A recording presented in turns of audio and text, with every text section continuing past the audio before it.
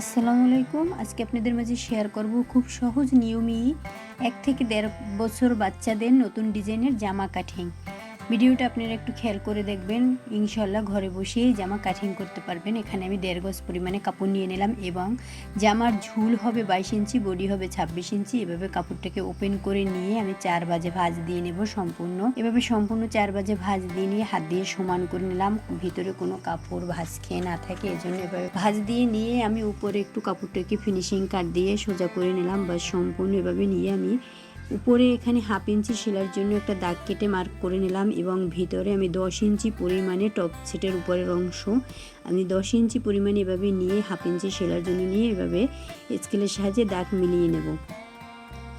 বা সম্পূর্ণ এভাবে আমি দুটোটা দাগ মিলিয়ে নিলাম, সেলাই এবং কাটিং।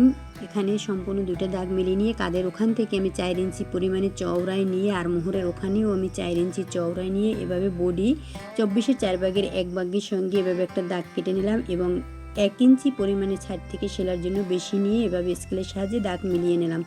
আমি আরও ইঞ্চি পরিমাণে এভাবে ইঞ্চি টেপ ধরে গভীরতায় দিয়ে আমি কাঁধের ওখান থেকে রাউন্ড শেপ মিলিয়ে নিলাম। আর মোহরের ওখান থেকে ইঞ্চি টেপ কাঁধের ওখান থেকে ধরে আমি 9 ইঞ্চিতে এভাবে একটা টিকিনের জন্য মার্ক করে নিলাম। বাস মার্ক অনুযায়ী এভাবে আমরা উপরের টপ সেটের অংশ কাটিং করে নেব সম্পূর্ণ।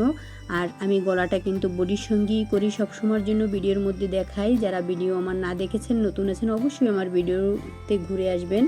বা সম্পূর্ণ আমার উপরের টপ সেটের অংশ কাটিং হয়ে গেছে। এখন আমি নিচের ঘেরের অংশ কিভাবে কাটিং করব এখান থেকে আপনারা একটু খেয়াল করে দেখবেন, আশা করি ইনশাল্লাহ পারবেন। এভাবে আমি কাপড়টাকে ওপেন করে নিয়ে 4 ভাঁজে ভাঁজ দিয়ে নিচ্ছি, কিন্তু দেখবেন এভাবে 4 ভাঁজে ভাঁজ দিচ্ছি সমানভাবে, একদম একুরেটভাবে 4 ভাঁজে ভাঁজ দিয়ে ইঞ্চি টেপ ধরে আমি এখানে রুমাল ছেট কিন্তু আমরা কোনাকুনিভাবে ভাঁজ করি, এখানে কিন্তু আমি চৌকোভাবে জামাটার কাপড়টা ভাঁজ দিয়েছি। এভাবে আমি ইঞ্চি টেপ ধরে 3 ইঞ্চি নিচে এভাবে একটা রাউন্ড করে নেব, একদম গোল রাউন্ড।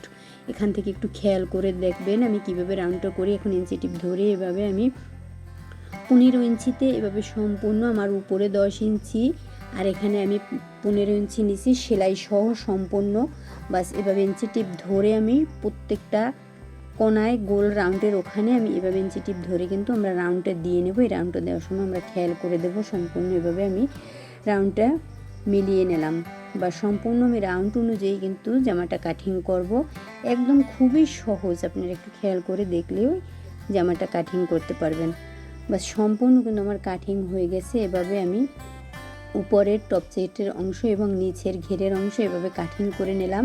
আমাদের রুমাল সেটের থেকে কিন্তু জামাটা কাটিংয়ে ভিন্ন, এদিক থেকে আমরা কিন্তু লক্ষ্য করব সবসময়ের জন্য। বাস আমার জামার সেলাইয়ের পরে এরকমের কুচি পড়বে, এই রাউন্ডের ভিতরে কুচি কুচি পড়বে, দেখবেন সেলাইয়ের পরে। আমি আশা করি আপনাদের সেলাইও দেখাবার চেষ্টা করব। বাস এভাবে সম্পূর্ণ আমি কাপড়টাকে খুলে এভাবে গলার যে আমার সাধারণ সিম্পল ডিজাইন হবে ওখানে কিন্তু আমি বাংলা ভাষায় মালা বলা হয়, এভাবে কুচি দিয়ে মালা তৈরি করব, আপনাদের সেলাইতে দেখাবো। এজন্য আমি আরও ইঞ্চি পরিমাণে চওড়ায় কাপড় কেটে নিলাম এবং আমি বেল্টের জন্য 2 ইঞ্চি চওড়া পরিমাণে এভাবে সম্পূর্ণ ছাদ থেকে কাপড় কেটে নিলাম। আমি আর্মহোলের ওখান থেকে যে পাইপিং করব এজন্য একদম কোনাকুনিভাবে কিন্তু আমি কাপড়টা কেটে নিলাম।